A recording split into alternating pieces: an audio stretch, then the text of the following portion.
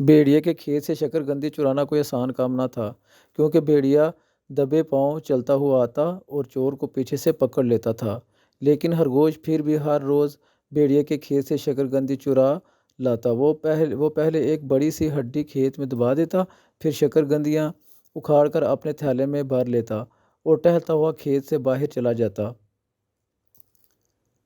भेड़िए को भी शकरकंदियों की चोरी का पता चल गया। एक दिन वो चोर को पकड़ने के लिए भूसे के ढेर के पीछे छुप कर बैठ गया और इंतज़ार करने लगा। कुछ देर में खरगोश भी आन पहुंचा।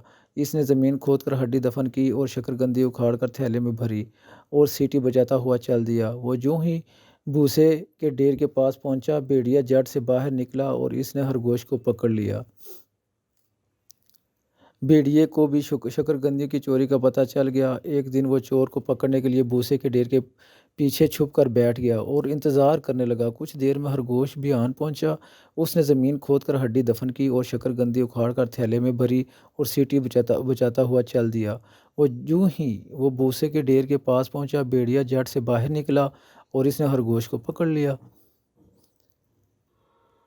तुम मेरे खेत में क्यों आए? भेड़िए ने पूछा। खरगोश ने कहा, मैं खुद नहीं आया, हवा तेज थी, इसने मुझे उड़ाकर तुम्हारे खेत में ला फेंका। भेड़िए ने पूछा, फिर तुम मेरी शकरकंदी क्यों तोड़ी? खरगोश ने मासूम सूरत बनाकर कहा, हवा तेज थी, मैं सहारा लेने के लिए शकरकंदी का पौधा पकड़ा, वो जड़ से उखड़ जाता। भेड़िया खरगोश की चालाकी पर हंसा और बोला, ये शकरकंदियाँ तुम्हारे थैले में कैसे आ गई? खरगोश मस्कीनी से कहा, मैं भी इस पर गौर करता हुआ जा रहा था कि तुमने पकड़ लिया। भेड़िया चीखकर बोला, बस बस अपनी बकवास बंद करो और कान खोलकर सुन लो कि आज तुम्हारा कीमा पकाया जाएगा। खरगोश ने फौरन कहा, तुम भी कान खोलकर सुन लो कि मैं तुम्हें एक राज बताने वाला था जो अब कभी नहीं बताऊंगा। वो क्या है? भेड़िए ने इश्तियाक से पूछा। खरगोश होंठ खींच कर बोला, बिल्कुल नहीं बताऊंगा, बेशक तुम मेरा कीमा बनाओ, बोटियां उड़ाओ। अब भेड़िया का इश्तियाक बढ़ा। वो जितना पूछता खरगोश उतना ही इनकार करता रहा। आखिर खरगोश ने कहा, तुम ये समझते हो कि मैं इन शकरकंदियों की खातिर तुम्हारे खेत में आया था?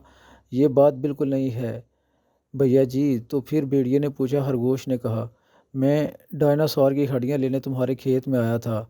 मुझे मालूम हुआ था कि वो तुम्हारे खेत में दफन हैं। भेड़िए ने कहा, मैं तो कभी डायनासोर का नाम नहीं सुना, पता नहीं तुम ये क्या जिक्र कर बैठे? खरगोश ने हैरानी से कहा, अरे तो क्या तुम डायनासोर का नाम नहीं जानते भैया? जो इन हड्डियों को खा लेता है वो अपने से सैकड़ों गुना ताकतवर जानवरों को मार गिरा सकता है। भेड़िए को खरगोश की बातों को यकीन ना आया। खरगोश ने फिर कहा, ना मानो तुम्हारी मर्जी, अगर मुझे मिल गई तो सबसे पहले तुम्हें मार गिराऊंगा। समझ समझे? खरगोश ने लंबे लंबे सांस लिए और जल्दी से बोला, ओ ठहरना ज़रा, क्या तुम्हें भी कुछ खुशबू आई? भैया, भेड़िए ने भी लंबे लंबे सांस लिए। इसे करीब ही दफन हुई हड्डियों की खुशबू आई और सुबह खरगोश ने दफन की थी।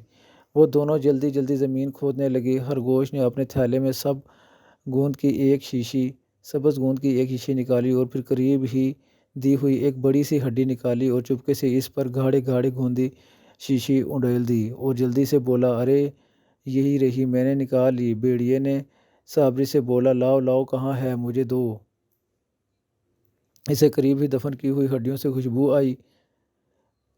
इसने खरगोश के हाथ से हड्डी छीन ली और चबाने के लिए इस पर मुंह मारा, लेकिन इसके दांत गोंद में गड़कर जम गए और मुंह चिपक कर रह गया।